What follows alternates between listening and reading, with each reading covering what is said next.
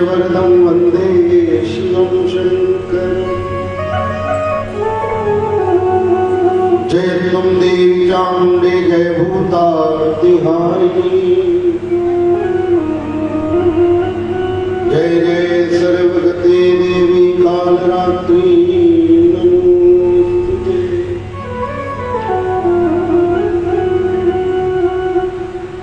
नमो विघ्नेश्वराय वरदाय सुरप्रियाय लंबोदराय सकलाय जगद्धिताय नागाननाय श्रुतियज्ञ विभूषिताय गौरीसुताय गणनाथ नमो नमस्ते। बोलिए शंकर भगवान की जय। हर हर महादेव।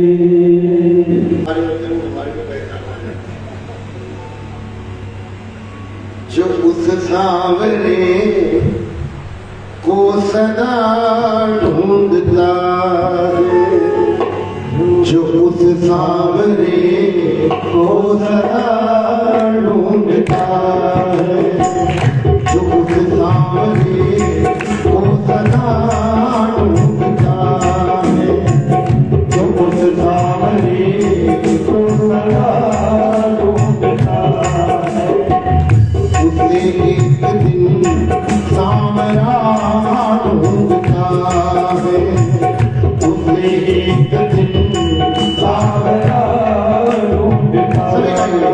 ये मेरे हाथ का लिखा हुआ बड़ा पुराना भजन है, इसके भाव समझ जो उस सांवरे वो सदा ढूंढता है, वो सदा ढूंढता है, उसे एक दिन सांवरा ढूंढता है, उसे एक दिन सांवरा ढूंढता है। हाँ, उसे एक दिन सांवरा ढूंढता है, उसे एक सांवरा ढूंढता है। जो उस सांवरे को सदा ढूंढता है, जो उस सांवरे को सदा ढूंढता है, जो उस सांवरे को सदा ढूंढता है। हाँ, जो उस सांवरे को सदा ढूंढता है, जो उस सांवरे को सदा ढूंढता है, जो उस सांवरे को सदा ढूंढता है। हाँ, उसे एक दिन सांवरा ढूंढता है जी, उसे एक दिन सांवरा ढूंढता। सभी दोनों हाथ ऊपर करके लेकर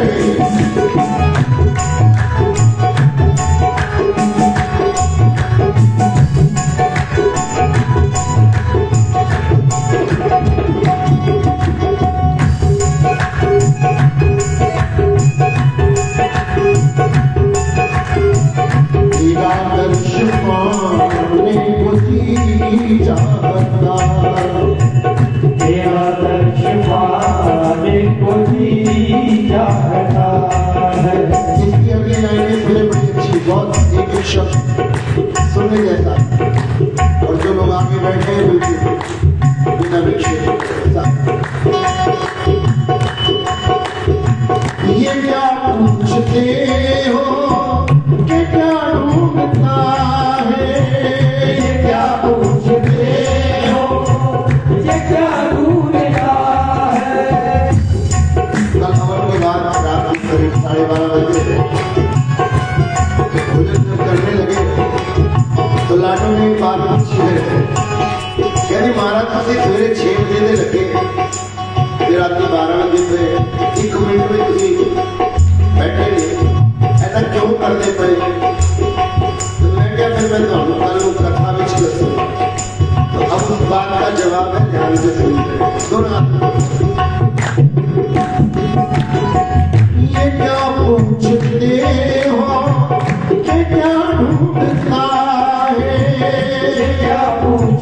आइए हो ये क्या ढूंढता है, ये क्या पूछते हो, ये क्या ढूंढता है, पूछते हो ये क्या ढूंढता है, पतित बंधु जी का पता ढूंढता है, पतित बंधु जी का पता ढूंढता है, ये पतित बंधु जी का पता ढूंढता है, पतित बंधु जी का पता ढूंढता है, जो उस सामने वो सदा ढूंढता है, सावरे को सदा ढूंढता है, हाँ उसे एक दिन सामना ढूंढता है, उसे एक दिन सामना। सभी दोनों ऊपर करके ना मिलकर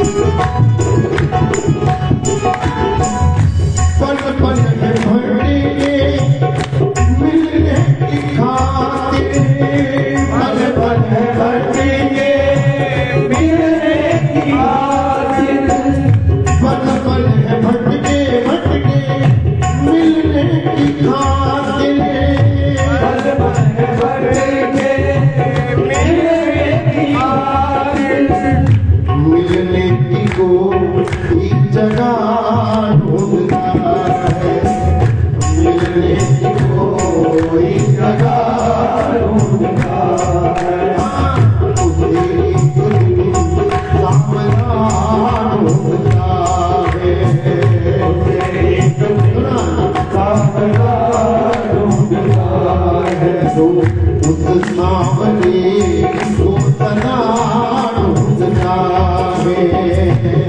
सावरे आइए दोनों ढूंढता है, हाँ उसे एक दिन सामना ढूंढता है, उसे एक दिन सावरा ढूंढता सभी दोनों ऊपर करके जरा मिल करके 1 2 3 4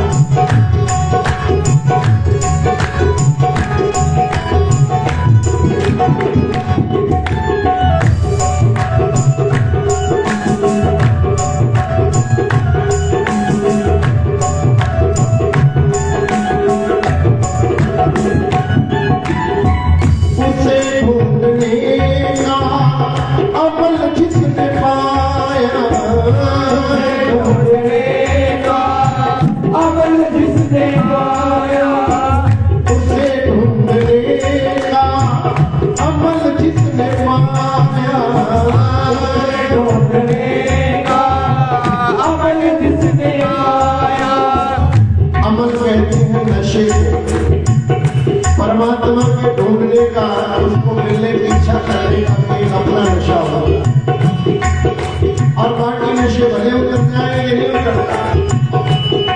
और मैं आपको निवेदन करूं कि नशे की गहरे ही अच्छी होते हैं, नशे अकेले ही अच्छे होते हैं, एक तो भक्ति ऊपर से कृष्ण, तो ये तो बड़ा विलक्षण बात है। दोनों हाथ ऊपर करके सभी गाएं। उसे ढूंढने का नशा जिसने पाया, ढूंढने का नशा जिसने पाया, उसे ढूंढने का नशा जिसने पाया, उसे ढूंढने का नशा जिसने पाया, उसे ढूंढने में मकान ढूंढता है, उसे ढूंढने में मजा ढूंढता है, जो उस सांवरे वो सदा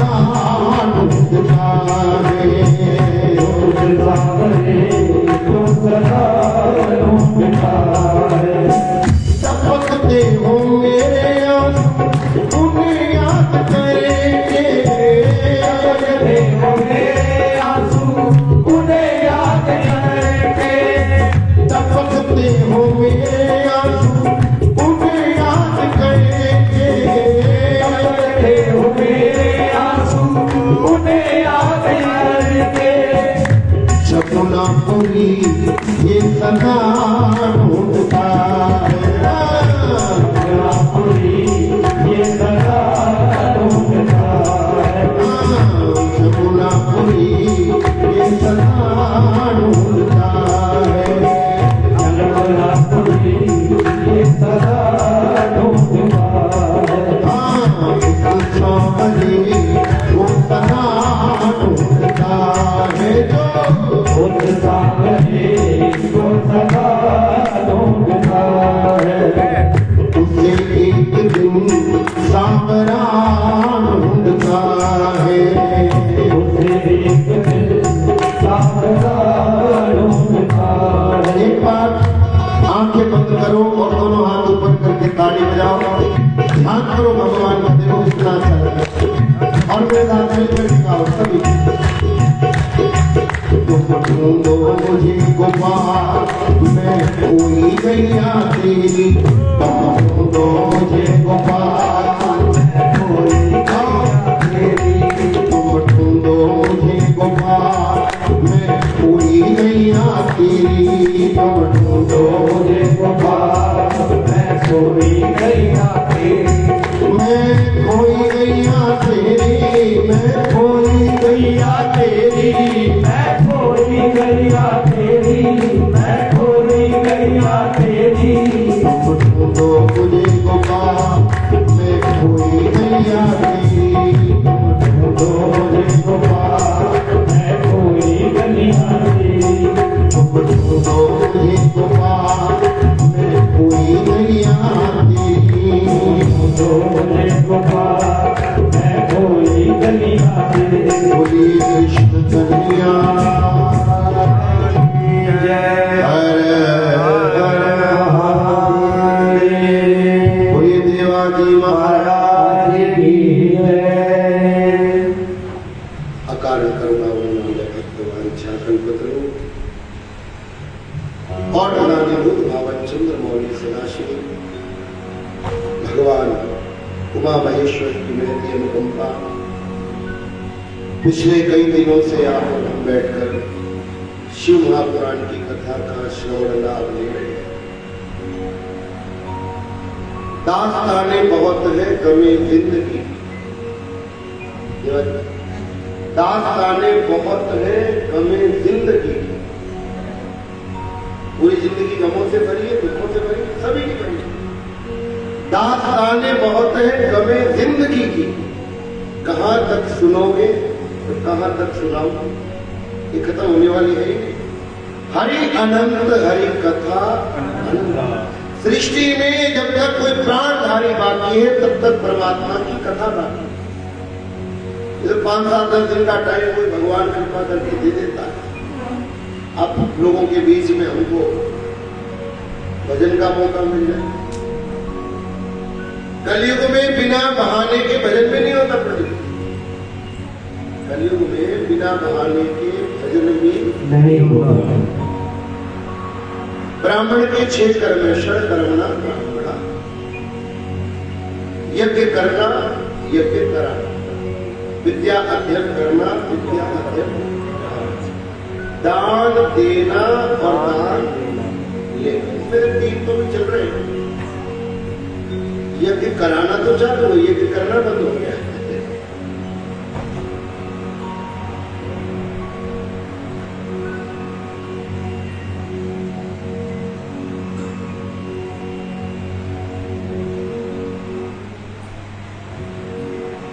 सदगुरुदेव भगवान की जय।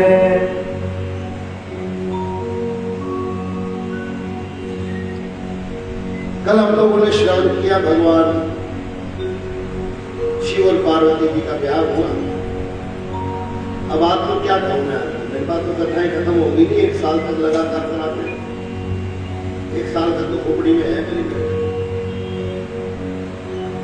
पर चलो आज भी थोड़ा सा सुन लेते हैं।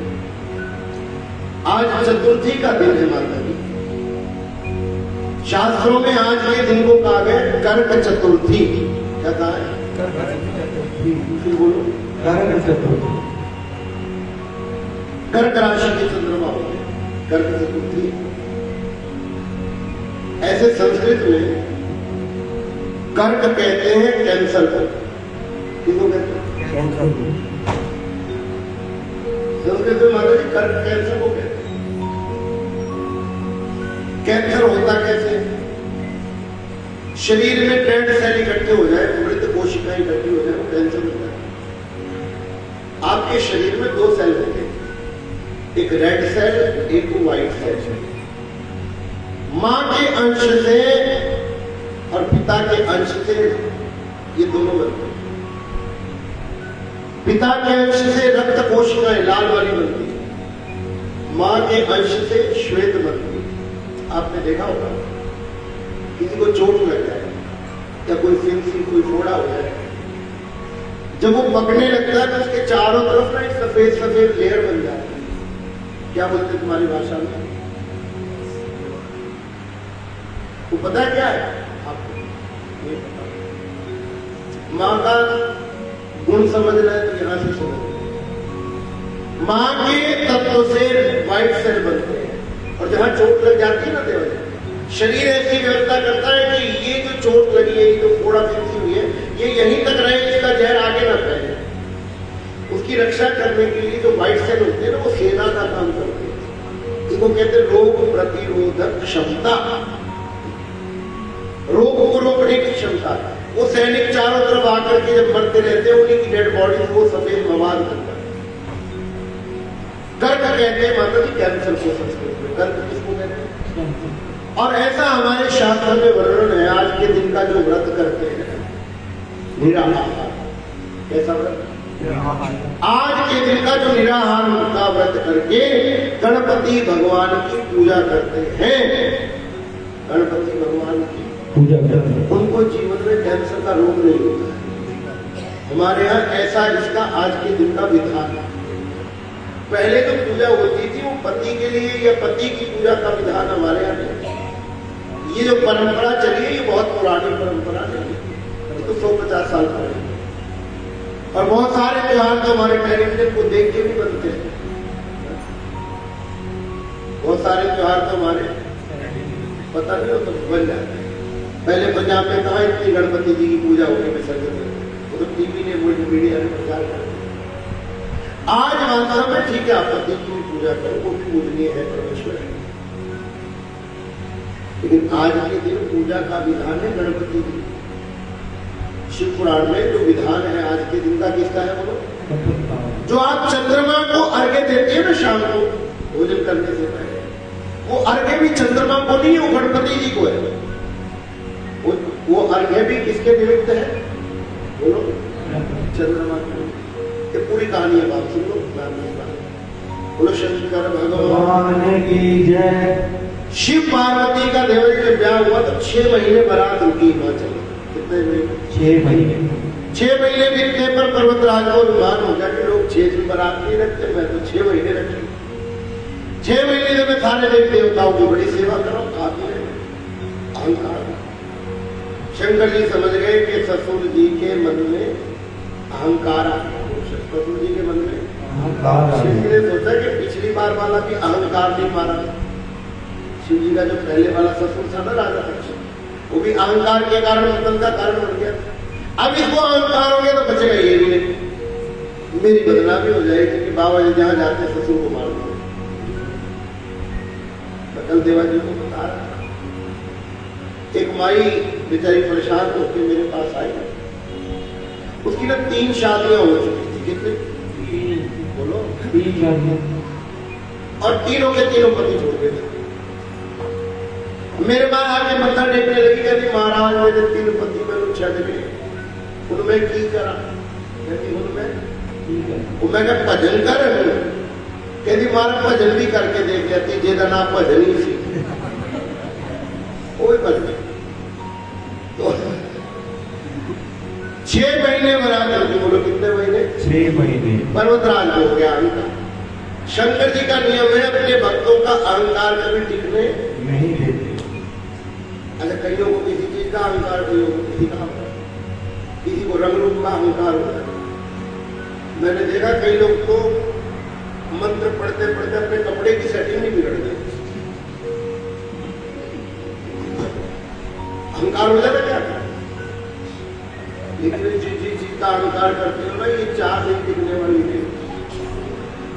बड़े बड़े पहलवान को 4 दिन ढंग का बुखार हो जाए ना तो बिस्तर से नहीं उठा जाता। क्या समझ रहे? बिस्तर से नहीं, कहाँ घरा का घरा रह जाता। भगवान शंकर ने सोचा पर्वतराज का अहंकार तोड़ना है, इसने सोचा है कि मैंने खिलाया।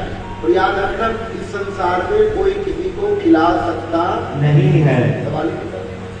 सब अपने भाग्य का खाते हैं, जो से बोलो सभी अपने भाग्य का खाते हैं। सवाल ही दूसरा को खिलाएंगे। अपने एक उपनिषद है माता जी, उसका नाम है अन्नोपनिषद। उसमें अन्न की महिमा, अन्नाद भक्ति होता। सुनने जैसी बात है, अगर ये बात समझ में आ गई ना, तुम्हारी जिंदगी जीने का तरीका बदल जाएगा। इतनी सुंदर कथा। एक पंडित जी थे, छोटे गांव में रहते थे, उनके 5 बच्चे थे और पंडित जी का नियम था 5 ही घर की भिक्षा मांगते। सन्यासी को केवल एक घर की भिक्षा मांगनी चाहिए। सन्यासी को केवल एक घर की भिक्षा, जो मिल जाए, ठीक नहीं मिले तो जैसे मिला। और सन्यासी तो उसी को कहते हैं कि मिल जाए तो भगवान का धन्यवाद है, बोलो मिल जाए तो भगवान का धन्यवाद है। और बांट के खाए।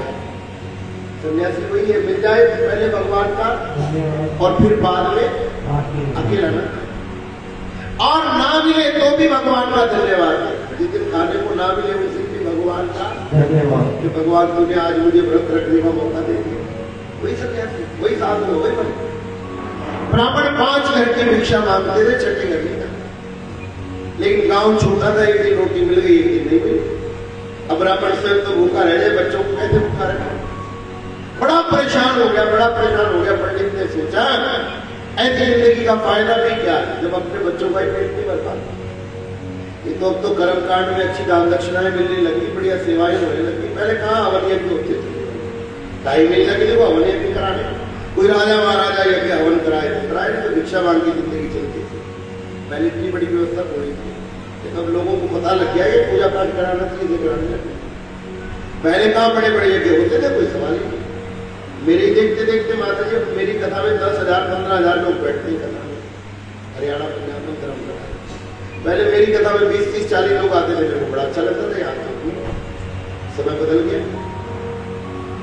पंडित जी बेचारे, एक दिन रोटी मिल गई, एक दिन नहीं मिली, एक दिन मिल गई, एक दिन मिली। सारा परिवार भूखा रहता है। एक दिन पंडित जी को अपने ऊपर बड़ा खेद हुआ, ग्लानि हुई। पंडित जी ने सोचा ऐसी जिंदगी रखने का लाभ क्या, जाके मैं तो गंगा जी में प्राण त्याग गए। पंडित जी प्राण त्यागने के लिए गंगा जी के किनारे पहुंच गए। गंगा जी में पूछने लगे, गंगा जी में से माता जी एक देवता निकला है। देवता ने समझाया, पंडित जी मानव का शरीर बार बार मिलने वाला नहीं है, 84 लाख योनियां भोगने के बाद मिलता है, बरोबर। पंडित जी बोले, महाराज मेरा तो भाग्य ही खराब है, मैं मरूं नहीं तो क्या करूं? देवता बोले, भाग्य तो भोगना ही पड़ेगा। पंडित ने बोला, मेरे भाग्य में सारी जिंदगी में कितना अनाज है ये बताओ। मेरे भाग्य में सारी जिंदगी में कितना अनाज है? देवता ने ध्यान लगा करके कहा, पंडित जी तुम्हारे पूरी जिंदगी में 1 बोरी अनाज की है। बोलो, सारी जिंदगी में केवल 1 बोरी अनाज।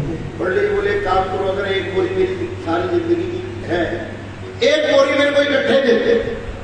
1 बोरी मेरे को इकट्ठे दी, 1 महीना खा लेगा सारा परिवार, फिर तो ही नहीं किस्मत में मर जाएंगे। मरना है तो तड़प के क्यों मरना, इकट्ठे ही मर। देवता जी बोले, घर जाओ, बोरी पहुंच जाएगी। पंडित जी जाके घर को सो गए और सवेरे उठ करके देखा दरवाजे पे बोरी अनाज की पड़ी।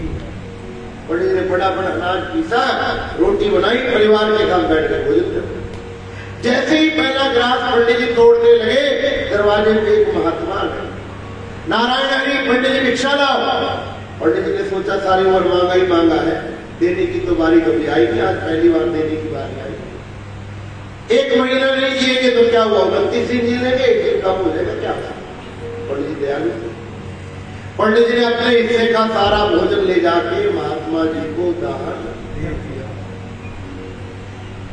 आगे अब समस्या ये खड़ी होगी कि महात्मा अकेले नहीं थे,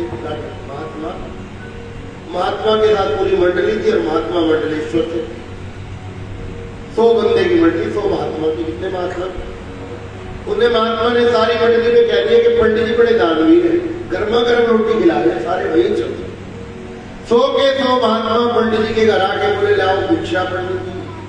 पंडित जी ने सोचा 30 दिन बाद मरना है तो क्या हुआ, आज मरना है, मरना जाएगा। पंडित ने बड़ा बड़ा आटा बनाया, अनाज पीस करके सब महात्माओं को भोजन, और सारी बोरी अनाज की हो गई। बोलो सारी बोरी अनाज की हो गई। अब पंडित जी समझ गए अब तो बोरी किस्मत में थी, तो मैंने खत्म कर दी, कल तो मैं बचने वाला नहीं, अब तो भूखे ही मरना। पंडित जी रात को भगवान का भजन करते करते सो गए। फिर उठ के क्या देखा, दरवाजे पे देवाली फिर एक बोरी अनाज की पड़ी। ने सोचा कि देवता ने तो कहा था कि सारी जिंदगी में एक बोरी है, तो फिर आ गई। पंडित जी ने फिर अनाज खरीदा, स्वयं रोटी खाई, महात्माओं को फिर रोटी खिला दी। 1 महीना ये क्रम चलता रहा, रोज बांटने में रोज फिर आ जाए, रोज बांटने में रोज फिर आ जाए। पंडित जी को चढ़ गया गुस्सा कि रोज कोई मेरे होटल खोल रखा है, रोज खिलाऊंगा ये झल्ले महात्माओं। बाद में देखूंगा महात्माओं को, पहले तो देवता को देखूंगा। गंगा के किनारे पे गए, देवता को पूछने लगे, देवता जी ये दुनिया झूठ बोले तो बोले, तुम भी झूठ बोलो। तुमने कहा था कि मेरी पूरी जिंदगी में मेरी किस्मत में केवल 1 बोरी अनाज है, तो रोज 1 बोरी आ जाती, रोज कैसे पहुंच जाती?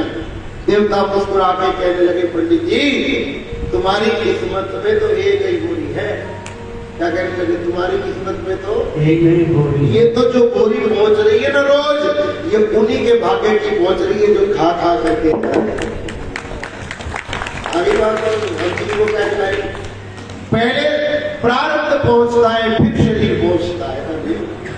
महाभारत में माता जी जब राजसूय यज्ञ किया ना, इंद्रप्रस्थ की जब बढ़िया रूपरेखा बन गई, धृतराष्ट्र के कहने पर युधिष्ठिर जी ने यज्ञ किया, उसका नाम था राजसूय। कौन सा यज्ञ? जिसमें भगवान कृष्ण ने झूठे पत्थर उठाए। कृष्ण की व्यवस्था थी, सारा काम कृष्ण ने संभाला था। युधिष्ठिर जी बोले मैं तो यज्ञ में बैठूंगा, सारी व्यवस्था आपने संभालनी। जैसे मैं तो हवन में बैठ जाता था, आपके व्यवस्था ये मोदी संभालता था बेचारा, तो कृष्ण की ड्यूटी लगी थी, तुमने संभाली। कृष्ण ने एक एक काम सबको बांट दिया।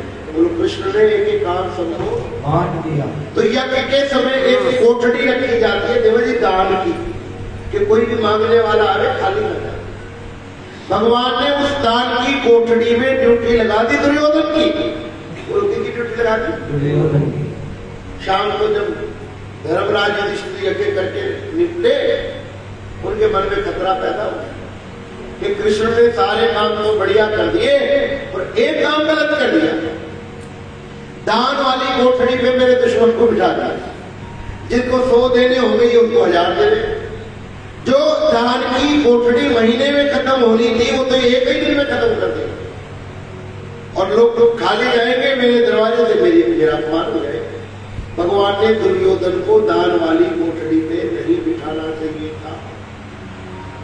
उदास कह तो कुछ ना पाए। कृष्ण ने देख लिया कि बड़े भैया उदास है। क्या हुआ भैया उदास क्यों? बोले कृष्ण तुमसे एक गलती हो गई, तुमने बाकी सारे काम ठीक कर दिए, पर दान वाली कोठड़ी पे मेरे दुश्मन दुर्योधन को बिठा दिया। ये तो बिना मतलब के दान करेगा, जिसको 100 देनी है उसको 1000 देने, जल्दी खत्म कर। भगवान कृष्ण मुस्कुरा के कहने लगे, बड़े भैया आपको घबराने की जरूरत नहीं है। आप दुर्योधन को जानते नहीं हो। क्या बोले? आप दुर्योधन को? मैं जानता हूं। कैसे? बोले दुर्योधन के हाथ में एक ऐसी रेखा है, मतलब दुर्योधन के हाथ में एक ऐसी रेखा है कि ये जितना बांटेगा उसका 2 गुना फिर आ जाएगा। जितना बांटेगा उसका, तो जितना बांटना है बांट ले, तो तुम्हारे पास तो 2 गुना आता रहेगा। तुम्हारे को घबराने की क्या जरूरत? एक बात महाभारत में लिखनी रह गई थी देवा, मेरी इच्छा है कि वो लिखवा दे दोबारा। क्या लिखनी रह गई थी? बोलो जो रेखा दुर्योधन के हाथ में थी, जोर से बोलो। जो रेखा दुर्योधन के हाथ में थी। एक बार बोलो। जो रेखा दुर्योधन के हाथ में थी, वो सारे मुकेरिया वालों के हाथ में थी। नहीं समझ गया? कौन सी रेखा थी? जितना बांटोगे उसका, सबके हाथ में वही रेखा है। जितना बांटोगे उतना आएगा। तो क्या हम किसी को क्या खिलाएंगे? तब परमात्मा का पर्वतराज ने देखा सारे भंडार खाली हो गए। शंकर जी ने शनिदेव को भेज दिया कि पर्वतराज का अहंकार हो गया कि भंडार खाली कर दिया। शनि ने जहां जहां दृष्टि डाली भंडार खाली। बोलो, शनि ने जहां जहां दृष्टि डाली भंडार खाली। मतलब दो चीजें हो गई। कुंडली जो ब्राह्मण जानते होंगे कि हमारे अर्जुन जी बड़े विद्वान है। कुंडली में दो ग्रह बड़े प्रमुख होते हैं माता जी, गुरु बृहस्पति जो बृहस्पति और शनि। दोनों में फर्क है।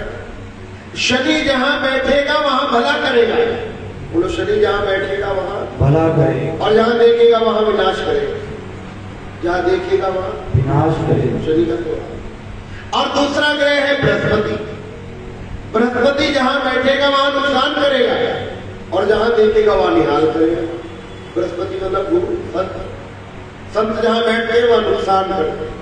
संत जहां बैठते हैं वहां नुकसान करते हैं। ये तुम्हारे भी समझ में आएगा, देवा जी को समझ में आएगा। और जहां देखते हैं वहां भला करते हैं। साधु घर में आएगा, बैठेगा, 4 दिन कुछ लेके जाएगा, लग जाएगा। तो शनि की जहां जहां दृष्टि जाए, शनि को ना श्राप लगा। बोलो, शनि को श्राप लगा। किसका श्राप लगा पता है? देवा जी आगे से ना मेरे को 1 महीने के लिए बुलाना आपका। अगर बुलाओ तो, वैसे तो मेरे को पता आप नहीं बुलाओगे। बोलो, शनि करो। शनि को श्राप लगा, जहां देखेगा विनाश। बोलो, जहां देखेगा विनाश। किसने दिया श्राप? क्यों नहीं बोलते? शनि को श्राप दिया उसकी घरवाली ने। शनि को श्राप किसने दिया? बोलो, घरवालियों से बना के रखा कर, और खासकर करवा चौथ पे तो ज्यादा ही बना। ये तो श्राप भी देते। एक बार ऋतु काल का मासिक धर्म का स्नान करके शनिदेव की पत्नी शनिदेव के पास आई श्रृंगार करके। शनिदेव बैठे थे शिव जी की पूजा। शनि से बड़ा शिव जी का भगत कोई है। शिव जी की पूजा का देवाजी नियम है, पूजा करते समय बीच में उठा नहीं जाता। शिव जी की पूजा अविरल होती है। बोलो, शिव जी की पूजा अविरल होती है। एक नियम है। जब शिव जी को जल चढ़ाओ तो ऐसे अत्यातिष्ठ दशांगुलम 10 उंगलियों में लोटा पकड़ो। देखना हाथ करके, इसको बोलते कमलाकृति। क्या कहते हैं? कमलाकृति। कमल की आकृति। भगवान को ऐसे जल चढ़ाना चाहिए। और कई उंगलियां तो बीच में 3 उंगलियां डाल के बीच में उंगलियां डाल के पानी शिव जी पर नहीं चढ़ाया जाता। टॉयलेट धोने की काम आता। उंगलियां डालनी नहीं चाहिए, पानी में बाहर रखनी चाहिए। और धारा इतनी बारीक चढ़ानी चाहिए कि वो धारा बीच में खंडित ना हो। तो धारा बीच में खंडित ना हो। इसलिए हम लोग अभिषेक करते समय ना जब श्रृंगी ले लेते हैं, श्रृंगी के आगे धारा बहुत बारीक जाती है और वो अखंड चढ़ती रहती है, बीच में खंडित नहीं होती। शिव जी की पूजा का नियम है, वो खंडित नहीं होगी। आपने सुनी होगी कथा विष्णु जी। विष्णु जी रोज 1000 कमल चढ़ा करके शिव जी की पूजा करते थे। 1000। शंकर जी का एक नाम है तस्करा नाम पतये नमः।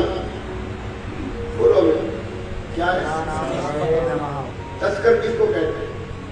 तस्कर कहते हैं चोर को। और शिव जी चोरों के सरदार हैं। तस्करा नाम पतये। क्या चोरी की? एक कमल राख्यो प्रभु गोई। 1000 कमल चढ़ा करके विष्णु जी पूजा करते थे। शिव जी ने परीक्षा लेने के लिए विष्णु जी के 1000 कमल में से एक कमल चुरा लिया, छुपा लिया।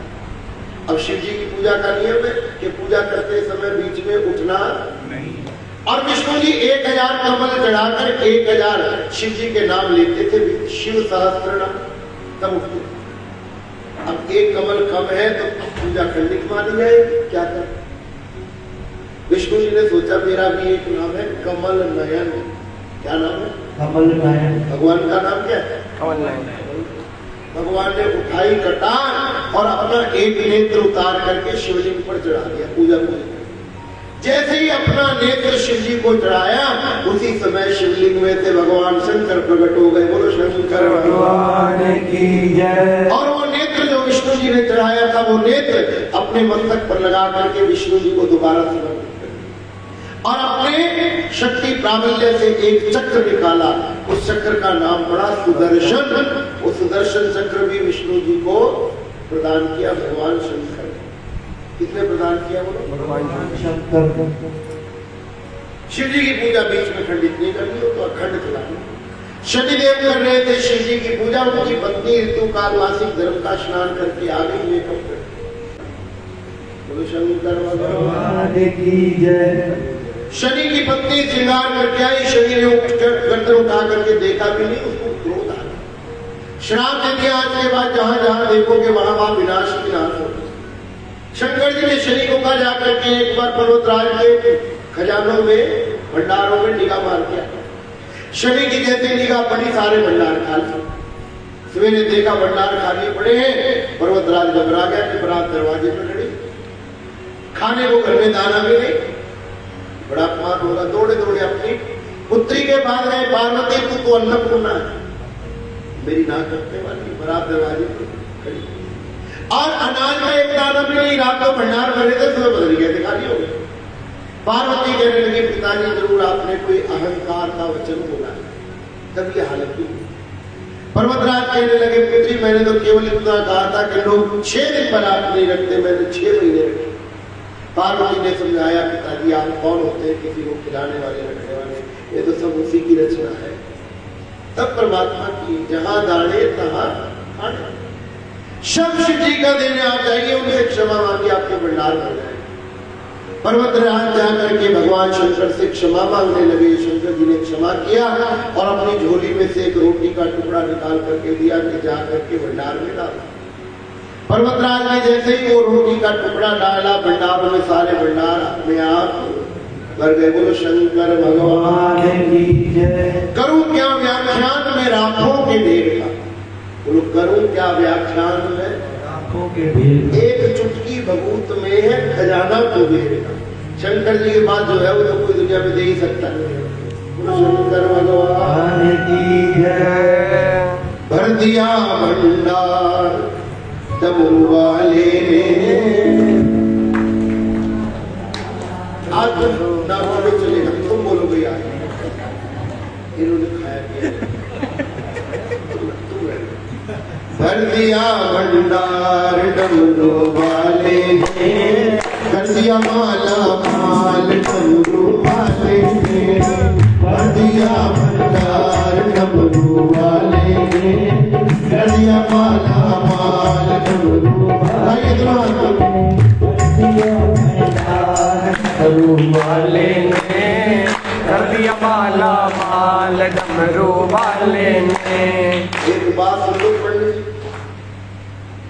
इनको भी छुटकों को भी समझा रहे। जो कीर्तन में ताड़ी नहीं बजाता, जो कीर्तन में, उसको अगले जन्म में लोगों के घरों में बजानी पड़ती। समझ गई तो और समझ सुना तो भर दिया भंडार डमरू वाले ने, कर दिया माला माल डमरू वाले ने। भर दिया भंडार डमरू वाले ने, कर दिया माला माल डमरू वाले ने। भर दिया भंडार डमरू वाले ने, भर दिया भंडार डमरू वाले ने। भर दिया भंडार डमरू वाले ने, कर दिया माला माल डमरू वाले ने।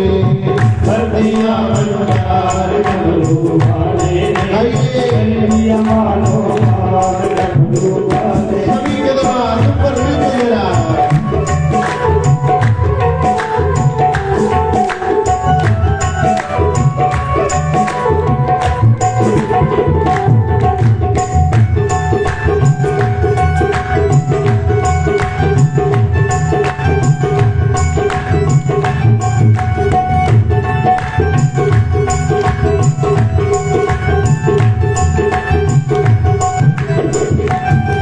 मैं जन्म जन्म की प्यासी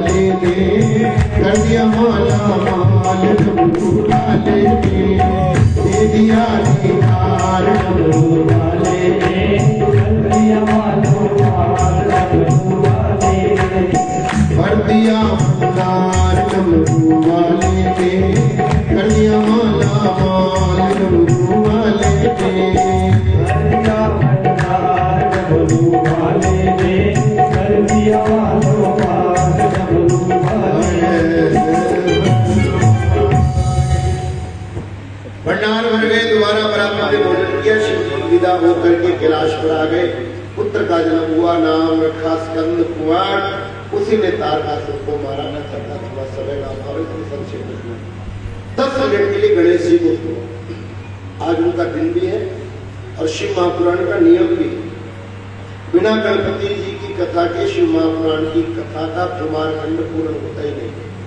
इसमें ये अनिवार्य है, जैसे भागवत में कृष्ण जन्म अनिवार्य है, ऐसे शिव पुराण में शिव विवाह और गणपति उत्सव विशेष कथा तो आप सभी जानते हैं, मुझे बहुत ज्यादा सुनाने की जरूरत नहीं है। एक जगह पड़ती है उत्तराखंड में माता जी, इसका नाम है डोडीता। क्या नाम है? सुनने जैसी बात है। वहीं पर भगवान गणेश जी का जन्म हुआ है। वो ऐसा तालाब है माता जी, मैं तो आंख से देखा है। एक गुफा है, गुफा में से पानी आता है, गुफा में से पानी गर्म आता है और तालाब का पानी ठंडा है। देवा जी का ऐसा चमत्कार है, कभी नेट पर माता जी को दिखाना होता है। इतना घनघोर जंगल है, चारों तरफ हजारों पेड़ लगे, लेकिन किसी पेड़ का पत्ता अगर तालाब में गिर जाए ना, अभी भी आज भी, पुरानी नहीं आज की बात करता, कोई पेड़ का पत्ता अगर तालाब में गिर जाए, पक्षी एक पेड़ से पहले उठा के ले जाते हैं। इतना साफ रखते उस एरिया को, पता नहीं क्या पक्षियों को वो पत्तों से ऐसा है। झील में एक भी पत्ता नहीं गिरने देते, इतना नीट एंड क्लीन पानी। उस जगह का नाम है डोडीताल। क्या नाम है? डोडीताल। मां पार्वती शिव गणों सहित वहीं पर विराजमान थे। एक बार शिव जी गणों को लेकर कहीं भ्रमण में चले गए। मां पार्वती जया और विजया नाम की 2 सखियों के साथ वहीं गुफा में स्नान कर रहे। जब माता जी स्नान कर रही थी, उसी समय शिव जी अपने गणों के साथ पहुंच गए और गुफा में प्रवेश कर गए। अब गुफा में कोई दरवाजा तो है नहीं था, कोई लॉक करके अंदर स्नान, पहाड़ में तो ऐसा चलता है। शिव जी गुफा में प्रवेश कर गए गणों के साथ। पार्वती जी स्नान कर रही थी। शिव जी को और गणों को देख करके पार्वती जी लज्जित थे, शर्मा, और अपने शरीर को कपड़े से शिव जी गणों के साथ बाहर निकले। जया और विजया दोनों ने पार्वती जी को कहा, माता जी ये जितने भी गण हैं ये सब शिव जी के साथ रहते हैं। आपका एक ही बेटा है कार्तिकेय, वो शैल पर्वत पर तपस्या करने चला गया, पर्वत पर श्री शैल। कोई एक गण, एक कोई सेवक आपके पास भी होना चाहिए। अब जो पार्वती जी कहते हैं वो ध्यान से सुनते रहना। पार्वती जी जया और विजया को कहते हैं, हाँ देवियों एक गण मेरे पास भी होना चाहिए। मैंने एक बार गणपति जी के व्रत किए थे। पार्वती जी कह रही है माता जी, क्या कह रही है? मैंने एक बार गणपति जी के व्रत किए। अभी गणपति जी का जन्म नहीं हुआ है। और पार्वती जी क्या कह रही है? मैंने एक बार गणपति जी के व्रत किए। इसका मतलब पार्वती के पुत्र बनने से पहले भी गणपति जी थे। गणपति जी पंच देवताओं में सनातन देवता है। पार्वती के पुत्र तो बाद में बने हैं, वो तो पहले से ही है। शिव पुराण में माता जी ऐसा लिखा है। कल वो मैं आपसे थोड़ा डर गया, 7 बज गए थे, नहीं तो मैं और सुनाता। शिव और पार्वती के ब्याह में पहले पूजा गणेश की है। तो शिव और पार्वती के ब्याह में पहले पूजा गणेश की, मतलब माता पिता के ब्याह में पूजा किसकी हुई? बेटे की। इसका मतलब गणपति जी सनातन देवता है। बोलो गणपति जी। हमारे ब्राह्मण रोज पाठ करते हैं, तुम्हें केवलम कर्तासि त्वमेव केवलम सनातन देवता। गणेश जी गणेश बनने से पहले भी थे। बोलो राम जी राम बनने से पहले भी थे। राम बनने से पहले भी थे। कृष्ण जी कृष्ण बनने से पहले भी थे। और तुम बनने से पहले भी थे। रोशन बनने से पहले तुम थे कि नहीं थे? बोलो कैसे पता लगेगा? तुम लोग कभी कभी कहते हो, ध्यान से सुनो ना, कि पता नहीं मैं पिछले जन्म में केड़े माड़े कर्म किए। इसका मतलब पिछले जन्म में तुम थे तभी तो कर्म किए, पर ये शरीर भी नहीं था और ये नाम भी नहीं था। इसका मतलब नाम और रूप के ना रहने पर भी आप रहते। ऐसा कोई समय था ही नहीं जब तुम नहीं थे। ममे वांशो जीव लोके जीव भूतो सनातना मन दृष्टानि इंद्रियाणि प्रकृति सानी कर्षति बोल के दिया। माला कब बनी, जोर से बोलो। माला बोलो नो, ये तो बता सकते हैं। सोना कब बना ये कैसे बताओ?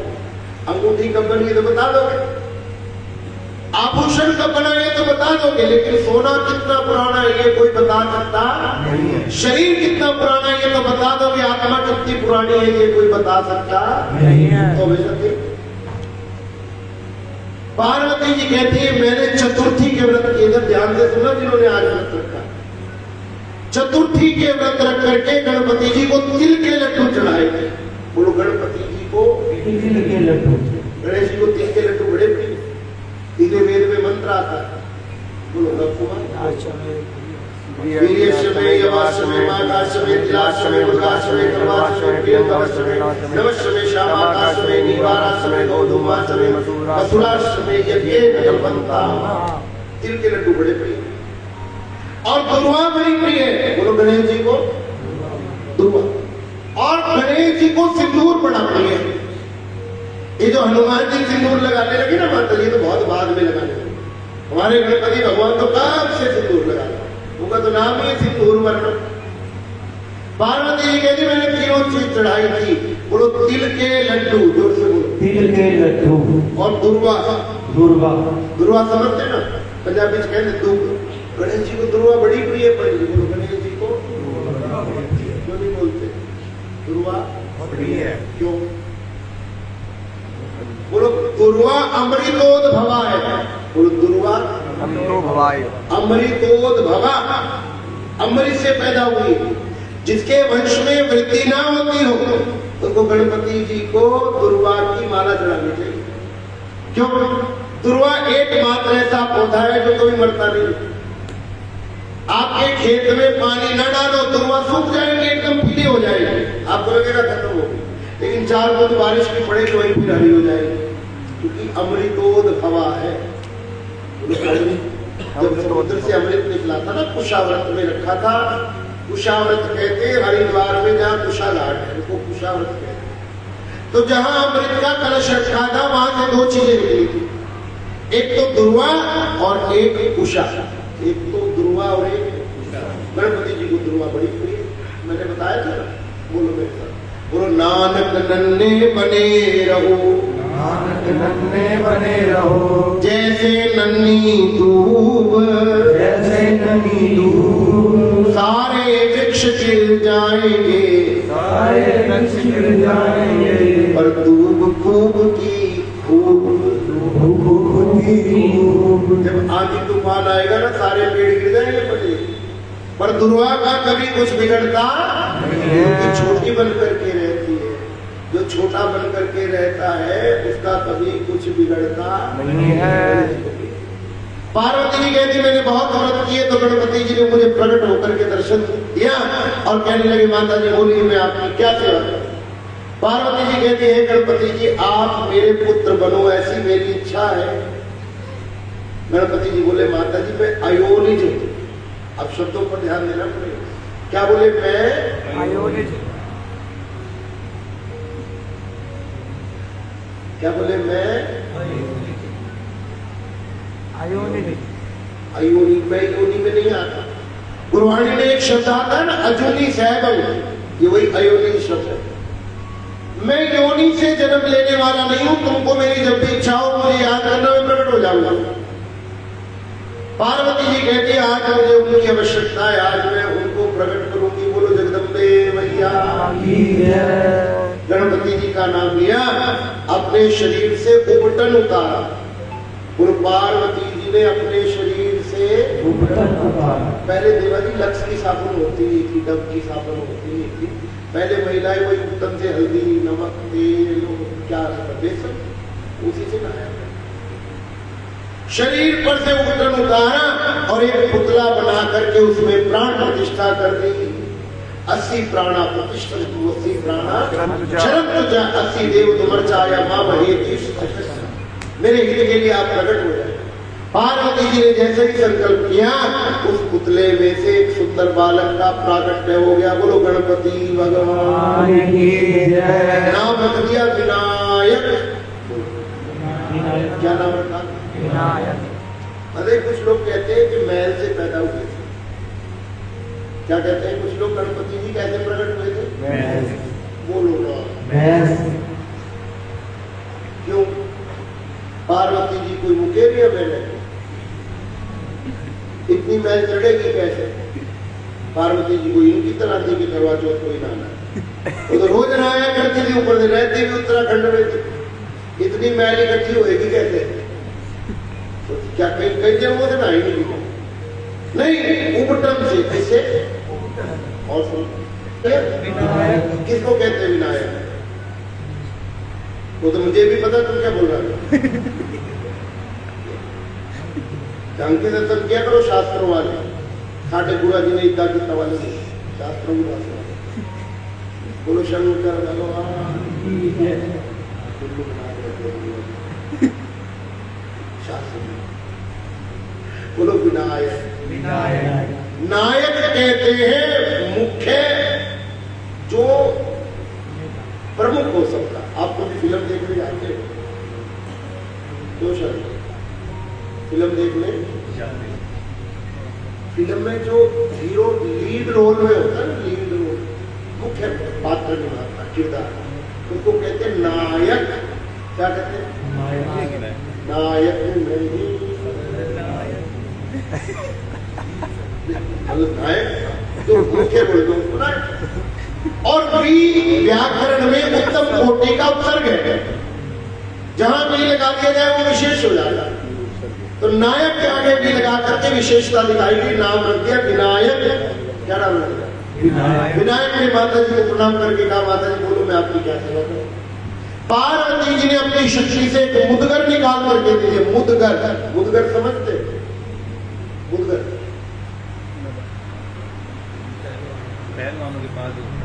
कैसा होता है? पंजाबी से कहते मोल्ला।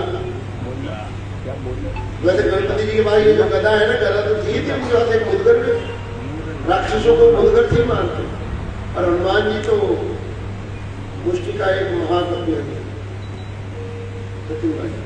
बोलो शंकर भगवान की जय।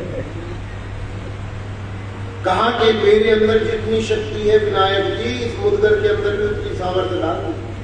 मेरा वचन है तुम्हारे मुदगर के सामने देवताओं की सेना में से कोई भी टिकेगा नहीं, बड़े बड़े देवता इसके सामने प्राप्त हो जाए। आगे करो माता जी क्या सेवा करो? बोले जाके दरवाजे पे खड़े हो, मेरी आज्ञा के बिना भीतर कोई आना नहीं चाहिए। 12 वर्ष की अवस्था विनायक भगवान। देवी जी, देवी जी दरवाजे पर रोक दिया। शरण भाई, बालक ने भगवान शंकर को दरवाजे पर रोक दिया, भीतर नहीं आने। वो बालक है बड़ा सुंदर, कहीं के बच्चे बड़े सुंदर लगते। कल मैंने एक बच्चे को बिठा लिया, बच्चे बड़े सुंदर, बच्चा किसी का भी सुंदर लगता है क्योंकि निर्मल बुद्धि होती है। गणपति जी ने जैसे ही रोक दिया, शंकर जी ने पूछा, पुत्र तुम मुझे मेरी गुफा में भीतर प्रवेश करने से रोकने वाले कौन हो? विनायक भगवान ने हाथ जोड़ के कहा, महाराज मैं पार्वती जी का पुत्र हूँ। एक बार जोर से बोलो, क्या कहा? मैं पार्वती जी का पुत्र हूँ। इतना सुन करके शंकर जी बड़े प्रसन्न हो गए, बड़े प्रसन्न, और सिर पर हाथ रख दिया। बोले तुम अगर पार्वती के पुत्र हो तो मैं तुम्हारा पिता हूं। क्या बोले? मैं तुम्हारा पिता। यहाँ से एक बात समझनी है माता, सब जितने करवा चौथ का व्रत रखी है भाइयों, सब तुम भी समझो। यहाँ से शंकर जी की गृहस्थी समझनी है।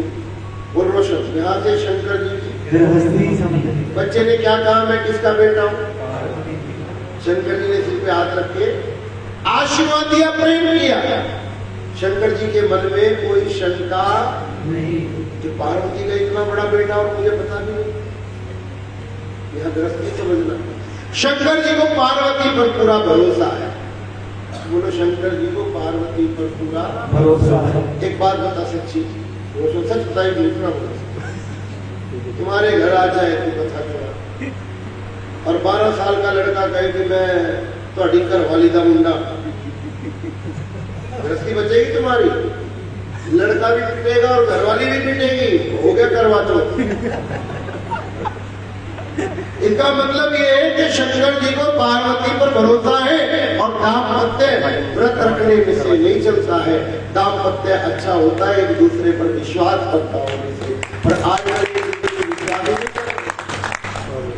घर वाली जिनमें 35 कितने हो जी, कितना हाल हो जी, इतने फोन करती है मुझे कहता गाड़ी चला रहा, क्या कहता मैं तो भरोसा ही नहीं क्या कर, कहती अच्छा गाड़ी चला रहे हो फिर हॉर्न को जाके दिखा। और आजकल एक नवा से आप और चल गए वीडियो कॉल करके दिखाओ।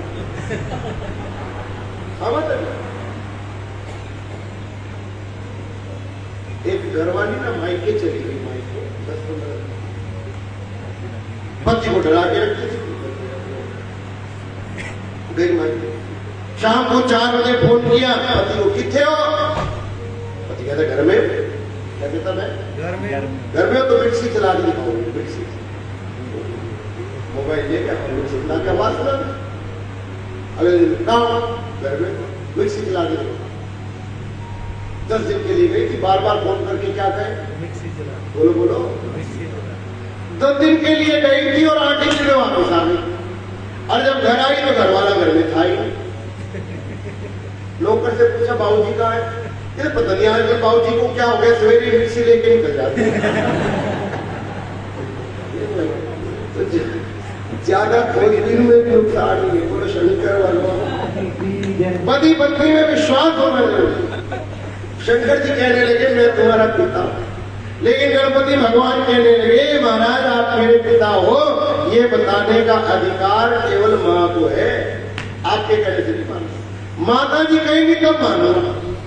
हमारा पिता कौन है ये बताने का अधिकार किसको है?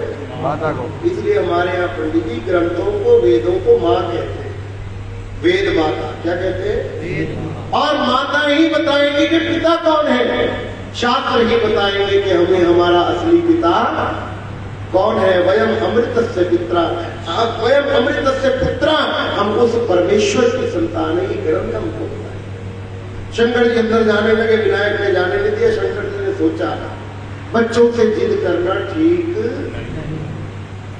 बच्चों से जिद करना, जाकर के बाहर बैठे दूर। वीरभद्र को कहा वीरभद्र सेना लेकर के जाओ और बच्चे को दरवाजे से हटाओ। वीरभद्र जी बोले महाराज तुसी भी कमाल कर गए, 12 साल के मुंडे को हटाना है तो तुसी कहते कि सेना लेके जाओ, उसको तो मैं अकेले हटा दूंगा। शंकर जी मुस्कुराने लगे, वीरभद्र उसके ऊपर उसकी माँ का हाथ है, तुमसे अकेले हटेगा नहीं, जाओ देखो। अभिमान में भर करके वीरभद्र जी सेना लेकर के गए। पहले तो बालक को बहुत समझाया, पर बालक जब नहीं माना तो युद्ध होने लगा। गणपति जी ने एक ऐसा मुदगर घुमाया, एक मुदगर में से कई हजार मुदगर निकले और सारी रुद्र सेना को मृत्यु गति दे दी। वीरभद्र जी भी मारे। शंकर जी ने देखा सारी सेना मारी, इंद्र को कहा इंद्र देव सेना लेके आओ, बच्चे को हटाओ। इंद्र देव सेना लेकर के आए, बच्चे से युद्ध हुआ, सारी देव सेना भी मारी गई। यहाँ माता जी ऐसा लिखा है कि विष्णु जी भी बालक को हटाने जब आए तो विष्णु का भी विनायक से युद्ध हुआ और विनायक ने अपनी शक्ति से विष्णु जी को भी मूर्छित करके धरती पर डाला। जैसे ही विष्णु जी मूर्छित होकर के धरती पर गिरे, शंकर भगवान ने देखा मेरे इष्ट देव मूर्छित हो गए। बड़े क्रोध में आ गए शंकर जी, और क्रोध में भर करके शंकर जी ने अपना त्रिशूल उठाया और बालक के ऊपर फेंक दिया। बालक का मस्तक कट करके भूमि पर गिर गया, लेकिन मुख से आवाज आई माँ। क्या आवाज आई? फिर बोलो। पार्वती ने आवाज सुनी, बालक की करानी दौड़ी दौड़ी बाहर आई और आकर के क्या देखती है, बालक का मस्तक भूमि पर पड़ा। क्रोध आ गया, बड़ा क्रोध भर करके आवेश में आकर के उग्र काली का रूप धारण किया और इतना विकराल रूप लिया, इतना विकराल रूप तो बड़ी बड़ी सेना को मारते समय नहीं लिया। उग्र चंडिका बन करके सारी देवताओं की सेना का भक्षण करने लगी, रुद्र सेना का भक्षण करने लगी। ब्रह्मा और सप्तर्षियों ने देखा कि अगर माता जी क्रोध में आ गई फिर सृष्टि में कोई बचने वाला नहीं है। ब्रह्मा जी ने सप्तर्षियों को साथ लेकर शंकर जी को प्रार्थना की, महाराज आप इनका क्रोध शांत करें, नहीं तो प्रलय आ जाए। ब्रह्मा और सप्तर्षियों के द्वारा स्तुति गायन श्रवण करने पर भगवान शंकर ने देखा भगवती पार्वती जी का उग्र काली स्वरूप ऐसे शांत नहीं होगा, जा करके पार्वती जी के चरणों में लेट गए। बोलो शंकर भगवान। जैसे ही महाकाली जी का पांव शंकर जी के वक्षस्थल पर आया, उनके मुख से जीव निकल गई। बोलो उनके मुख से जीव। जब आपसे कोई गलती होती है, जब आपसे कोई बोलो तुमसे तो कभी होती ही एक चीज ऐसी है, जोर से बोलो मौजूद, एक चीज ऐसी है जो कभी पत्नी की नहीं होती, हमेशा पति की होती है। हमेशा पति की होती है। क्या है वो चीज है? गलती। गलती हमेशा पति की होती, पत्नी की कभी होती है। जब तुमसे गलती होती है तो मुंह में से जीभ बाहर निकलती है, ऐसा करते ना।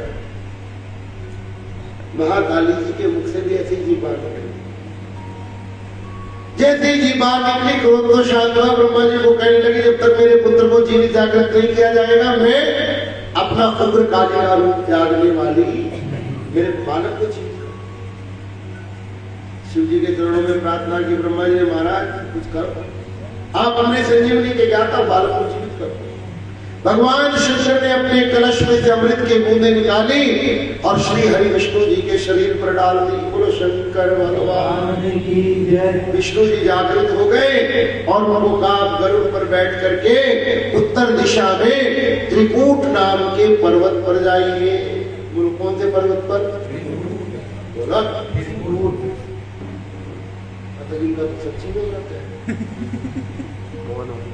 बोलो कौन से पर्वत पर? त्रिकूट। त्रिकूट पर्वत की माता जी 3 कथाएं हैं। एक है गजेंद्र मोक्ष वाली, वो भी त्रिकूट पर्वत की, दूसरी गणपति जी वाली, और तीसरी है माता वैष्णो देवी। तीनों कथाएं त्रिकूट पर्वत की। विष्णु जी को कहा गरुड़ पर बैठ करके जाइए त्रिकूट नाम के पर्वत पर। जो भी बालक आपको अपनी माता से विमुख मिले, बोलो जो भी बालक आपको अपनी माता से विमुख मिले, उसका मस्तक काट करके ले।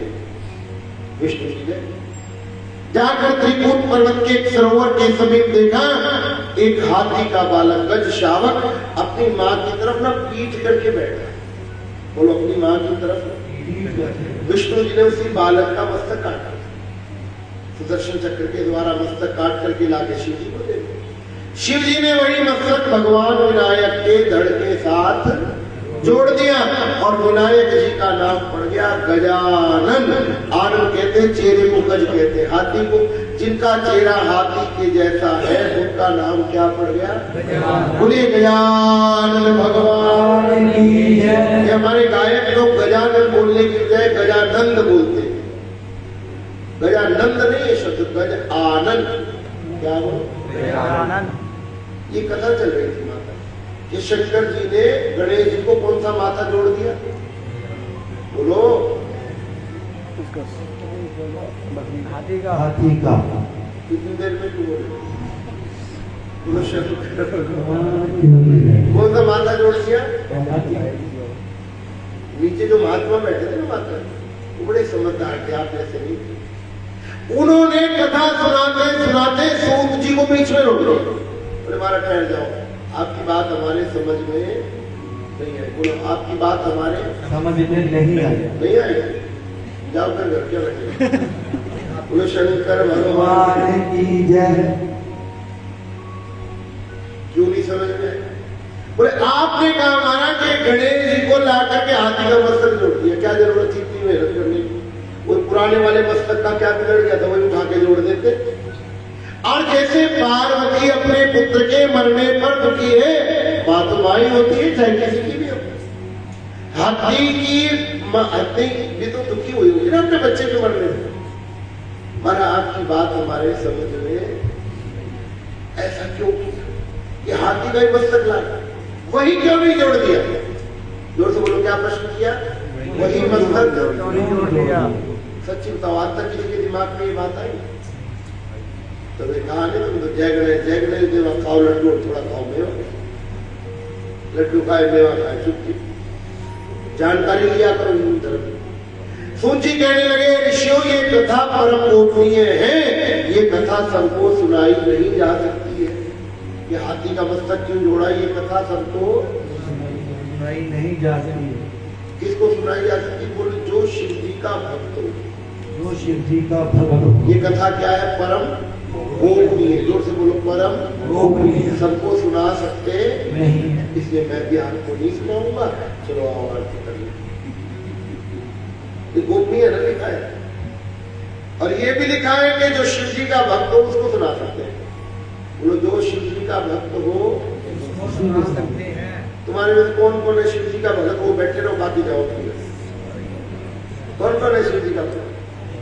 बोलो ना, मेरे कैसे पता लगेगा? एक जन का ही है बस। बोलो शंकर भगवान की जय। परसों मेरे को कहता कोई माला दे दो शिव जी को प्रसन्न कराना। मैं कहा शिव जी नाराज कब हुए? पहले देवता प्रसन्न तो तब करेगा जब नाराज हुए। तो राजी रहते हो। एक बार जोड़ के कह दो, हम शिव जी हमारे, हम शिव जी के शिव जी हमारे हैं। हम शिव जी के शिव जी हमारे हैं। हमारे हैं। हम शिव जी के शिव जी हमारे हैं। शिव जी के शिव जी हमारे हैं। दोनों हाथ ऊपर कर।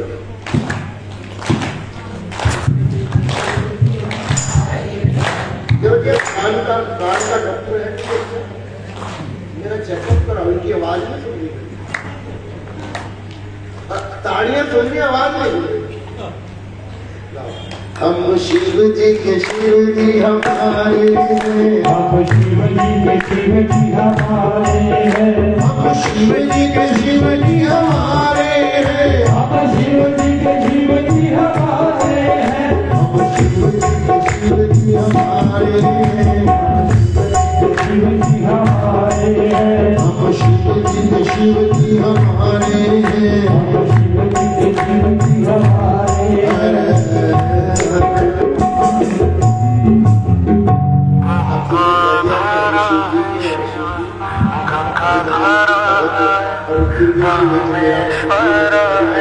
कहलवा दिया।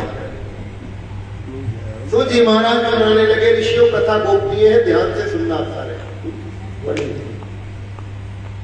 एक महात्मा थे जिनका नाम था महर्षि दुर्वासा। क्या नाम था? तो इनका भी गुस्सा न नाक में रहता था। आप कह रहे थे ना कल माता महाराज कथा तुसी बहुत बढ़िया करे पर गुस्सा बहुत घट है। बोलो बोलो, अनुशासन के लिए क्रोध भी जरूरी है। बोलो, अनुशासन के लिए क्रोध भी जरूरी है। क्रोध नहीं करो तो फिर अनुशासन नहीं करो। उचित समय पर क्रोध कर लेना चाहिए, पर क्रोध साधु का ऊपर ऊपर का होता है, अंदर का नहीं होता। बोलो शंकर। अब क्रोध आना चाहिए तो मेरे को इसमें नहीं आना चाहिए। कोशिश पे कितनी बार फोन कर कहाँ आ रहा क्रोध? आज नहीं आ रहा। तू मेरे को बता, आज मैंने इसे दक्षिणा लेनी, आज रात विरोध करके फायदा। बोलो शंकर भगवान। एक महात्मा थे जिनका नाम था दुर्वासा। क्या नाम था? दुर्वासा। इनका नाम इसलिए दुर्वासा पड़ गया क्योंकि भाषा अच्छी नहीं थी। इनकी भाषा अच्छी है। ये थे बड़े तपस्वी, शिव जी के अंश है। माता जी दुर्वासा ऋषि। एक महात्मा थे जिनका नाम था महर्षि अत्रि। क्या नाम था? उनकी पत्नी का नाम क्या था?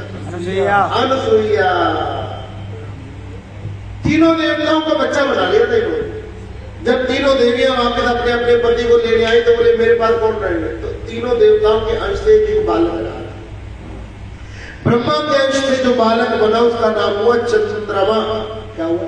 चंद्रमा। वहीं से आगे चल करके चंद्रवंश। विष्णु जी के अंश से जो बालक बना उसका नाम हुआ दत्तात्रेय। क्या नाम हुआ? ये हमारे सन्यासियों के गुरु। और शिव जी के अंश से जो बालक बना उसी का नाम पड़ा दुर्वासा। क्या नाम पड़ा? दुर्वासा। शिव जी के अंश से तपस्वी है लेकिन शिव जी की तरह क्रोधी भी है। एक बार संगम नाम के तीर्थ पर बैठ करके 88,000 साल तक तपस्या करेंगे। कितने साल तक? 88,000। फिर बोलो। वो तपस्या से प्रसन्न होकर ना, ब्रह्मा जी ने इनको एक कमल के पुष्पों की माला दी थी और कहा दुर्वासा जी ये माला जो भी पहनेगा देवताओं में उसकी पूजा सबसे पहले हुआ करेगी, देवताओं में उसकी पूजा सबसे पहले हुआ महात्मा जी ने माला पहनी तो है नहीं, झोली में रख ली। कुंज बिहारी श्री हरिदास। देवाजी ये महात्माओं की आदत होती है, जो कुछ मिल जाए झोली में रख के गाड़ी में भर के ले जाते हैं। महात्माओं की आदत होती है। और अब तो हमने गाड़ियां भी बड़े वाली नहीं ली एक बार कि ज्यादा सामान आए तो ज्यादा भर के लेंगे। महात्मा भी आजकल इकट्ठा करने में बड़ा भरोसा करते हैं। शंकर भगवान ऐसा लिखा है माता जी कि अपनी जरूरत से ज्यादा अगर सन्यासी दान भी लेता है तो वो पाप है। सन्यासी को जरूरत से ज्यादा नहीं लेना चाहिए। बोलो शंकर भगवान की जय। दुर्वासा जी ने माला रख दी झोली में माला रख करके चले जा रहे थे। सामने से देवराज इंद्र ऐरावत पर बैठकर आ रहे थे। महात्मा को देख करके दुर्वासा जी ने प्रणाम, दुर्वासा जी को देख करके इंद्र ने हाथी से उतर करके प्रणाम कर दिया। तो दुर्वासा जी को देखकर इंद्र ने प्रणाम, अरे बोलो प्रणाम किया, बोलो प्रणाम, बोलो प्रणाम ही परिणाम में बदलता है। जो अपने से श्रेष्ठ को प्रणाम नहीं करता उसके पुण्य समाप्त हो जाते हैं। अपने से श्रेष्ठ को प्रणाम ना करने पर पुण्य तद्विद्धि प्रणिपातेन परिप्रश्नेन सेवे। जीवन में विनम्रता होनी ही चाहिए, क्योंकि झुकता वही है जिसमें जान होती है, झुकता वही है जिसमें जान होती है। अकड़ना तो मुर्दों की पहचान होती है, अकड़ना तो मुर्दों की पहचान। आपने कभी रबड़ की मोहर देखी? रबड़ की मोहर बड़ी देखी, रबड़ की मोहर, उसके ऊपर ना उल्टे अक्षर लिखे होते हैं, उसके ऊपर उल्टे अक्षर। लेकिन वही रबड़ की मोहर जब नीचे कागज पे लगाते हैं तो अक्षर सीधे आ जाते हैं, वो अक्षर सीधे आ जाते हैं। बस ऐसे ही जब हम संतों के चरणों में अपना मत्था रख देते हैं, यहाँ के जितने उल्टे लेख होते हैं सब अपने आप सीधे हो जाते हैं। इसलिए बड़ों को देख करके प्रणाम करना ही चाहिए। इंद्र ने उतर करके प्रणाम कर दिया। जैसे इंद्र ने प्रणाम किया, ये महात्मा भी बड़े विलक्षण होते हैं माता जी के भाई। एक कब गुस्सा करे और कब ठंडे हो जाए। जैसे इंद्र ने प्रणाम किया, बाबा जी ने वो माला निकाली और इंद्र को देने लगी। एक मात्र प्रणाम करने से जो माला 88,000 साल की तपस्या के बाद मिली थी, इंद्र को प्रणाम करने मात्र से दे दी। पर इंद्र को माला का प्रभाव पता नहीं था। ये ब्यूटी पार्लर की आरंभ बुकिंग थी ना आपकी, कितने एक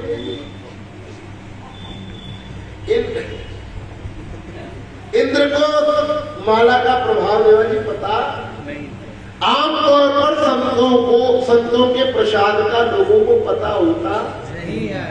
जो बात दवा से बन ना सके, ध्यान से सुनना लागू, जो बात दवा से बन ना सके वो बात दुआ से होती है। जो बात दवा से बन ना सके वो बात, जब कोई कामिल मुर्शिद मिलता है, जब कोई पूरा सतगुरु मिलता है तो फिर बात खुदा से होती है। जो काम कहीं और नहीं बनता वो उनकी कृपा से बन जाता है। इंद्र ने वो माला ले जा करके ऐरावत के गले में डाल दी। वो इंद्र ने माला ले जाके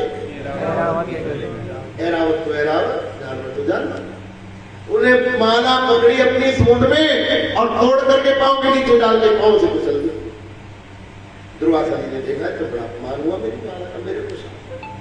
इंद्र को अपने धन का बड़ा अभिमान है। इंद्र को श्राप दे दिया, तुमने मेरे प्रसाद का अपमान किया, जा तू श्रीहीन हो जा, दरिद्र हो जा, तुझे भिक्षा मांग करके जिंदगी जीनी पड़ेगी, स्वर्ग से तुझे निकाल दिया जाए, तेरे स्वर्ग से लक्ष्मी का श्री का लोप हो जाए। ऐरावत तूने भी माला का अपमान किया, जा तेरा जन्म भी मृत्यु लोक में पशु योनि में होगा और तेरा ये अभिमान से भरा हुआ मस्तक काट दिया जाएगा। इंद्र जानता था कि दुर्वासा का श्राप खाली जाने वाला नहीं है। लेट के प्रणाम किया, हमारा क्षमा करना, मैं समझ लेता है। बार बार उन्होंने विनय किया तो क्षमा मांगा तो दुर्वासा जी का क्रोध शांत हुआ। दुर्वासा जी बोले देखिए तू क्षमा कितनी भी मांग ले पर मेरा श्राप खाली जाने वाला नहीं है। इंद्र ने पूछा फिर मुझे मेरी श्री, मेरा वैभव, मेरा धन, मेरी संपत्ति, मेरी पदवी कब मिलेगी? बोले महाराज जब देवासुर संग्राम के बाद सब देवता और दानव निवृत्त होकर बैठ जाएंगे, सब संधि करके समुद्र मंथन करेंगे, सब संधि करके तो समुद्र मंथन में से कार्तिक के महीने में, अब ध्यान से सुनते रहना, वो समुद्र मंथन में से कार्तिक के महीने में कृष्ण पक्ष की अमावस्या तिथि को तुझे तेरी लक्ष्मी दोबारा प्राप्त हो जाएगी, तुझे तेरी लक्ष्मी। कार्तिक मास में अमावस को क्या मनाते हैं? दिवाली। दिवाली। इसलिए आज भी दिवाली के दिन लक्ष्मी पूजन होता है, क्योंकि उसी दिन समुद्र मंथन में से भगवती लक्ष्मी 14 रत्नों के साथ प्रकट हुई थी। बोलो लक्ष्मी मैया की जय। ऐरावत तेरा भी जन्म तो मृत्यु लोक में होगा, धरती पर होगा, तुझे जानवर बनना पड़ेगा, पशु बनना पड़ेगा, परंतु तेरे मस्तक पर मेरे द्वारा दी गई माला पहनाई गई है, तेरे मस्तक पर मेरे द्वारा दी गई माला पहनाई गई है। आशीर्वाद देता हूँ कि तेरे किसी मस्तक की पूजा देवताओं में सबसे पहले हुआ करेगी। वही ऐरावत त्रिकूट पर्वत पर हाथी बना, उसी का मस्तक विष्णु जी ने काटा और विनायक जी के साथ लगा दिया। आज भी गणपति भगवान की पूजा सब देवताओं में सबसे पहले हुई। बोलो गणपति भगवान की। समझ में आ गई कथा? एक बार और बोलो गणपति भगवान की जय। गणपति विघ्न हरण सुखदाता, गणपति विघ्न हरण सुखदाता, सुना गणपति विघ्न हरण सुखदाता। मैंने आपको बताया था 4 चीजें जरूरी है। बोलो जल्दी 4 चीजें बोलो। बगीचे में माली, भोजन में थाली, रिश्ते में साली और कीर्तन में चारों। गणपति विघ्न हरण सुखदाता, गणपति विघ्न हरण सुखदाता, गणपति विघ्न हरण सुखदाता। ओ शंकर पिता तुम्हारे, ओ शंकर पिता तुम्हारे हैं, और पार्वती है माता। गणपति विघ्न हरण सुखदाता, गणपति विघ्न हरण सुखदाता, गणपति विघ्न हरण सुखदाता, गणपति विघ्न हरण सुखदाता। भगवान शंकर ने गणपति जी को मस्तक लगवाया। गजानन रूप पे आज भी गणपति जी की पूजा सबसे पहले होती है। बोलो एक ही यज्ञ ऐसा, बड़ी जोर से बोलो एक ही यज्ञ ऐसा है, बोलो एक ही यज्ञ ऐसा है जिसमें गणेश की पूजा नहीं होती, जिसमें गणेश जी की पूजा नहीं होती। बाकी कोई यज्ञ हवन पूजा पाठ कीर्तन जगराता जो भी करना है सबसे पहले पूजा गणेश जी की होती है। एक यज्ञ ऐसा है जिसमें गणेश की पूजा नहीं होती। कौन सा है वो यज्ञ? बोलो दीपक। कौन सा? लो में जो स्वाद लोम भी आशा। समझ नहीं करो, समझा इनको समझाए, इनको नहीं समझ में आया। बोलो चलो बोलो लो में भ्यो स्वाहा। ये वो मंत्र है जिनके द्वारा चिताएं जलाई जाती है। बोलो जिनके द्वारा चिता जलाते समय मंत्र सारे वेद के ही पढ़े जाते हैं, परंतु वहां गणपति जी की पूजा नहीं होती, क्योंकि गणपति जी प्रारंभ के देवता और चिता अंत का प्रतीक है, अंतिम संस्कार है। अंत में नहीं, गणेश जी प्रारंभ के देवता। इसलिए एक बार जोरदार आवाज करके बोल दो गणपति भगवान की जय। इसके बाद मैं आप लोगों को एक खुशखबरी सुनाना चाहता हूँ। हाथ खड़े करो जो लोग खुशखबरी सुनना चाहते हैं। सुनना चाहते हैं तो सुनो, फिर आज शाम से मैं तुमको नहीं दुखी करूंगा, तो यही तक स्थापना होगा। अब यहाँ तक कथा विराम लेती है। देवा जी की कृपा से बड़ा सुंदर आयोजन, बड़ा ही सुंदर है। कितने साल से मेरी इच्छा थी यज्ञ करने की, माता जी ने इस बार कृपा किया। यज्ञ हुआ, बड़ा अच्छा लगा, बड़ा आनंद लगा। कथा के बीच में कुछ कहने सुनने में मेरे से गलती हो गई हो, मेरी कोई बात किसी को बुरी लग गई हो तो मैं क्षमा चाहता हूँ। बुरी लग गई हो तो मैं बोलो क्षमा कर दोगे तो बड़ी अच्छी बात है। बोलो क्षमा कर दोगे तो बड़ी, नहीं भी करोगे तो तुमसे मेरा जो बिगड़ता हो वो बिगाड़ भी लेना। बोलो शंकर भगवान। एक नियम है कि कथा सुनने के बाद दक्षिणा देनी पड़ती है। घबराना नहीं, कभी एकदम नहीं उठाना नहीं। बोलो कथा सुनने के बाद दक्षिणा देनी, बोलो भैया दक्षिणा देनी। पर ऐसी कोई बात नहीं है, हम तो दिवाली से अपने आप करने के हिसाब। आपको भी तो कुछ ना कुछ देना ही चाहिए। अगर आप मेरे को दक्षिणा देना चाहते हो तो मेरे कहने से मेरे मतलब की एक चीज दे दो और मेरे से एक चीज ले लो। मेरे मतलब की चीज क्या देनी है और मेरे मतलब की चीज क्या लेनी है सुनो। अगर दक्षिणा देनी है ईमानदारी से, आप त्योहार का देना। इस कथा का मुझे ये दक्षिणा दे दो कि अपने जिंदगी के सारे दुख दक्षिणा समझ के मेरी झोली में डालना और बदले में संकल्प कर लो कि रोज भगवान का भजन करेंगे। क्या संकल्प कर लो? रोज भगवान का, क्योंकि कथा का इससे बड़ा प्रसाद हो ही नहीं सकता। सवेरे उठो, बिस्तर में बैठ जाओ, वही भजन शुरू कर दो। दान पुण्य करना है, मंदिर जाना, हवन जाना तो नहाने धोने की जरूरत है। भजन करने के लिए नहाने धोने की भी जरूरत है। गाय देखी तुम? गाय लाडो देखी, भैंस भी देखी होगी। भैंस देवाली दिन भर पानी में घुसी रहती और गाय अपनी मर्जी से कभी नहाती नहीं है। फिर भी पूजा किसकी होती है? तुम्हें भी नहाने की क्या जरूरत है? बैठ जाना भजन करने के लिए। और दोपहर में जब भोजन करो, दोपहर में जब हाथ जोड़ के कहना ठाकुर जी भोजन नहीं आपका प्रसाद, प्रसाद समझ के 2 4 6 बार भगवान का नाम लेके भोजन करना। वो भोजन तुम्हारे शरीर को पुष्ट करके तुम्हारी बुद्धि पवित्र करेगा। और रात को जब सोने जाओ, बोलो रात को जब सोने जाओ तकिया लगाओ तो ठाकुर जी को कहना ठाकुर जी तकिया नहीं है तुम्हारी गोदी। आज मैं तुम्हारी गोदी में सोने के लिए आ रहा हूँ, भजन करते करते सो जाना, तुम्हारी सारी रात भजन के लेखे लग जाएगी। 3 बार दिन में जरूर भजन करना है। 3 बार, जोर से बोलो 3 बार। यही मेरी दक्षिणा है। अब मंदिर में बैठे हो, हाथ खड़े करके बताओ कौन कौन ये दक्षिणा मुझे देगा। हाथ खड़े करो ईमानदारी से। देखो देवा जी के आगे मंदिर में हाथ उठाए, जो नहीं देगा ना वो नरक जाएगा। अब रोज दिन में 3 बार भजन करना है, सवेरे उठते ही, रोटी खाते समय और रात को। ये कथा का प्रसाद है। एक बार जोर से बोल दो हर महादेव। हमारे बीच में बड़े विद्वान ब्राह्मण आए हुए, एक बार इसलिए जोरदार तालियां। संगीत वालों के लिए भी एक बार जोरदार। मैं अपनी वाणी को विराम देता हूँ। आप लोगों का बहुत बहुत धन्यवाद। आज भी कोई किसी की सुनता नहीं। सास बहू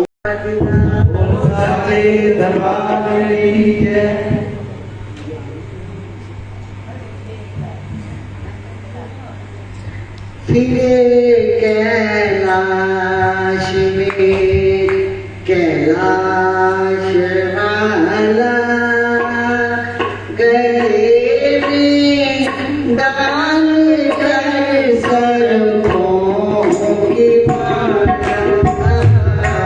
फिरे कैलाश में कैलाश वाला,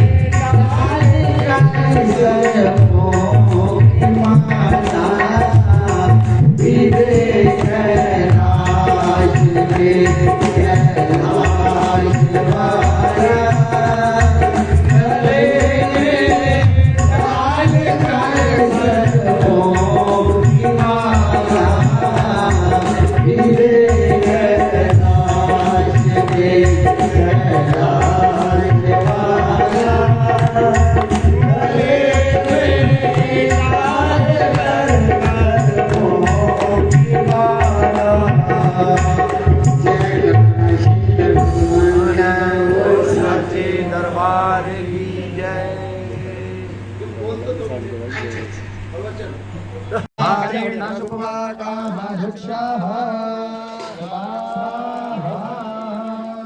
ओम मा सप्तके अग्ने समिदा